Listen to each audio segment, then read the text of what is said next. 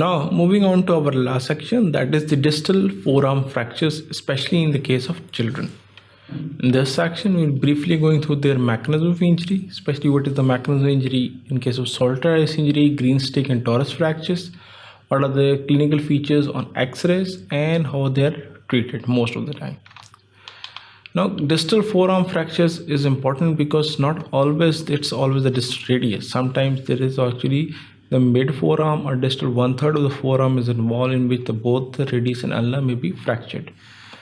Commonly sites in the childhood fracture, with its most common metaphyseal fracture is often incomplete or green stick fracture. Now the green stick fracture is called green stick because in one of the cortex remains intact while there is a fracture of the other cortex. If you see this cortex is broken, but this cortex on the inside remains normal. Break may occur through the distal radial physis. In case of children, usually the physis is almost always involved. It could be type 2 injury or a type 3 injury.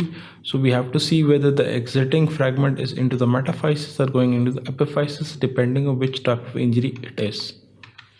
Now coming to the mechanism of injury. Mechanism of injury is most commonly is always a fall on the outstretched hand, especially in the case of children as well. But it could be others as well. With the wrist is usually extension and distal fragments are forced posteriorly or dorsally. Rarely the wrist is an inflection that is fall on the back of the hand, in which the fracture is angulated anteriorly or volarly.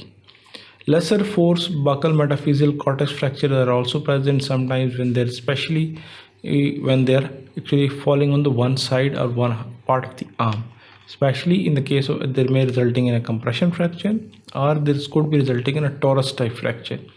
In the torus type fracture, there's actually not complete breakage of the periosteum remains intact, while one of the cortex gets broken and resulting in a tenting of the cortex, and it's usually called as torus fracture.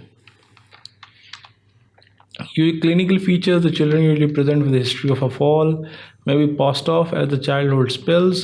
The wrist is usually painful, often quite swollen, and obviously there is either painful range of motion or the patient or the child is just not moving his or her wrist. And sometimes obvious tendon walk deformity if it is associated with a Colles fracture. Now coming to the x-rays, usually there are 4 types which you have to see. If there's a physeal fracture, the most common type is actually solitary type 2, in which the fracture line partially exits through the metaphysis, or sometimes there may be associated with type 3 as well, or type 4, in which their epiphysis is shifted and tilted. If it's an incomplete fracture, this could be 2 types of fractures. This could be either the green stick or torus, they call it as buccal fracture. Why? Because there is tenting of the cortex due to break, but the periosteum remains intact and there is a tenting or buckling of the cortex which occurs. And usually as they appear, that's on the x-rays. Other options could be the green stick fracture of the incomplete fracture. As I told you, in green stick fracture, one of the cortex breaks but other remains intact. And this is important because when we are dealing with these post-operatively, or when we are treating these, we have to break the other cortex and reduce it properly. Otherwise, this fragment will go into angulation. Other options could be undisplaced fracture or adult type displaced fracture, which may require some kind of closed reduction and internal fixation. Coming to the treatment. For the physeal fracture, the most commonly is actually the closed reduction that is usually done either with the hematoma block or axillary block or a wire block, or even the GA can be used as well. It's reduced under anesthesia by the pressure on the distal fragment, immobilized, and the arm is immobilized, the full length cast. When we are talking about the children, we have to go for cast above elbow at least for the first 2 weeks, which can be later on shifted back to below elbow cast after 2 weeks. Now that usually interferes with the growth, but these are rarely seen. The problem is with the growth as well, because usually there's adequate growth if it is properly reduced. The problem only starts with the angulation or a malignant is only when there's late approach to the doctor, which is usually when the patient is seen with the solitary injury. There was either type 4 or type 3 or type 2 injury, and the patient has presented more than 2 weeks after the injury. Now coming to the treatment of undisplaced buccal fractures, or the torus fractures as we call it. Usually, as I told you, the periosteum is intact, so it's just the buckling of the cortex or one side of the cortex. So there are stable injuries, force is caused to one side to compress and other to rise. And usually what the most important treatment is just to apply a splint so that then keep it pain free and keep it immobilized for a few weeks. At 3 to 4 weeks postnatally, the splint can be removed and all the range of motion can be just started. You don't need to even apply a plaster for them. Even a simple nighttime splint may be more than enough.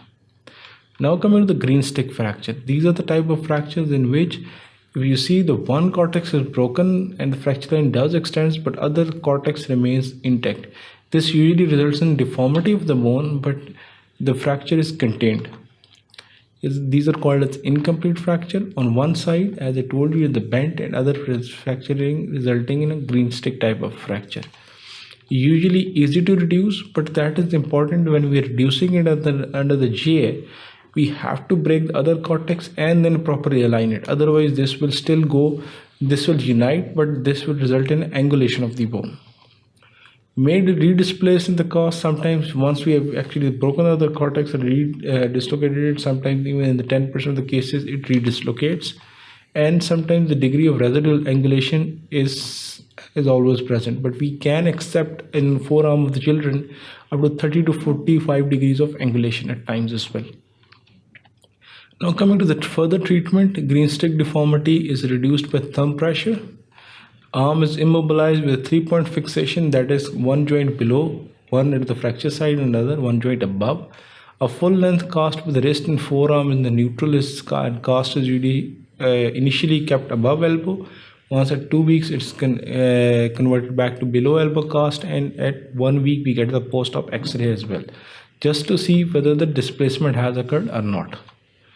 Now if there are complete fractures, but sometimes they're very difficult to reduce, but they can be reduced as well, because under GA we have to first attempt the close reduction. Especially in the children, they can be reduced as well. Manipulated as adults and dorsally displaced distal radius fractures, the way we have to first apply traction, then we have to initially extend the wrist so that unlocks the distal fragment. Then we have to flex the wrist joint and then go for ulnar deviation, but this usually reduces back.